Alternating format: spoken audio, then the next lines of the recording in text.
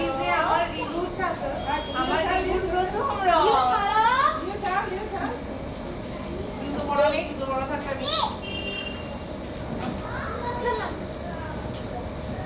এই যে আমরা যাচ্ছি আমাদের টেনে নিয়ে চল, টেনে নিয়ে চল রাস্তা, টেনে টেনে নিয়ে চলো, চলো